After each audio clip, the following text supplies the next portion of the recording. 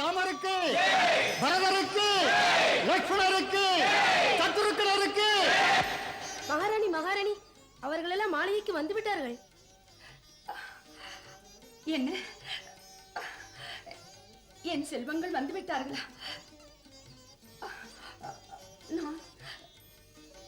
என்ன மகாராணி, என்ன ஆயிற்று? ஒன்றுமில்லை அடி, ஒன்றுமில்லை. இந்த மகிழ்ச்சியை நான் எப்படித்தான் தாங்குவது? மைந்தனை, ராமனை எப்படி பார்ப்பேன்? என் திருஷ்டியே பட்டுவிட்டதானா? என் திருஷ்டியே பட்டுவிட்டதானா?